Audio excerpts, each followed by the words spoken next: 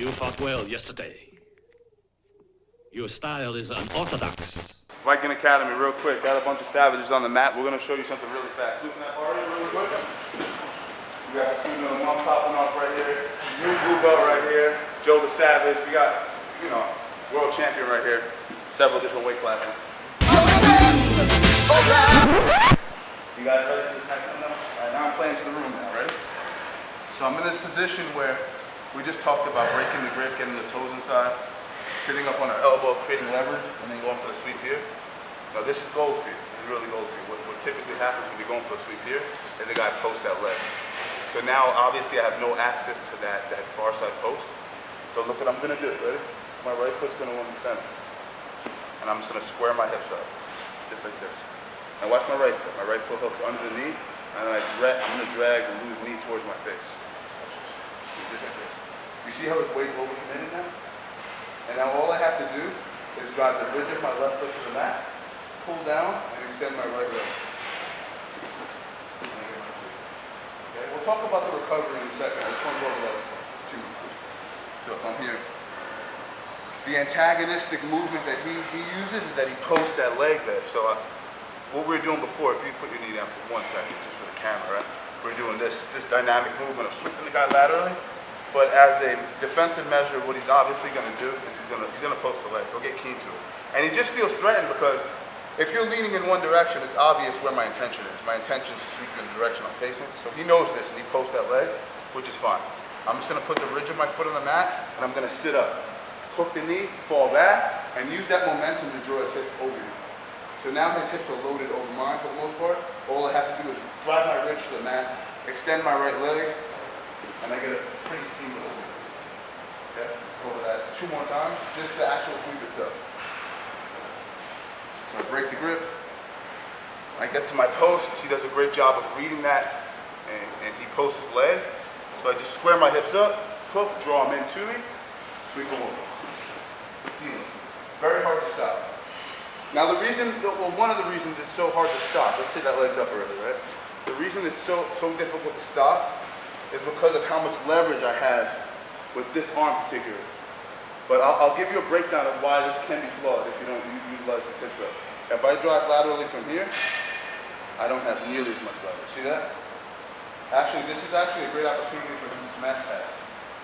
So start to compress my leg in the pass. So you want to make sure, one of the key details, obviously, not the only one, but one of the key details is drawing him into you. So pulling this leg towards my face, bringing this leg, his arm towards my face, drawing him in. See how it's loaded? Now there's nowhere for him to go other than down. I sweep him fairly easy. Okay, let's do that one last time. We'll start to build on a way to get on top that's not overly sophisticated, something that's basic in the class. So I'm up, he does a great job.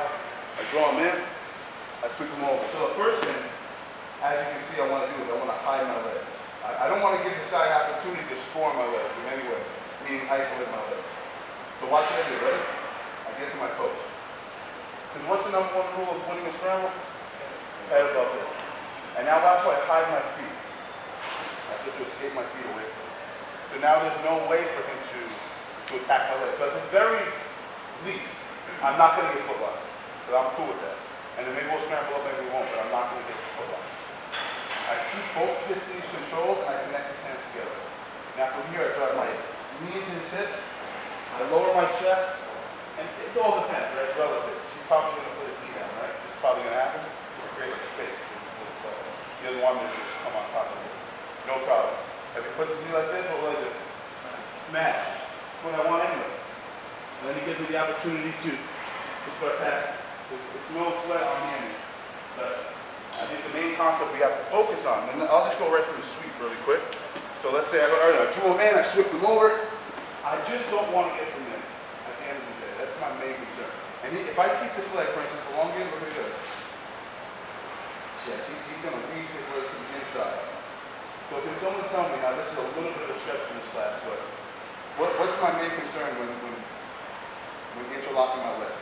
Not getting isolated. Yeah, not getting isolated. And so if we take that one step further, what that means is I never want him to have inside position. So I never want his legs to be centered, so even before the leg locks happen, if his legs are inside of my leg, I'm in a horrible position.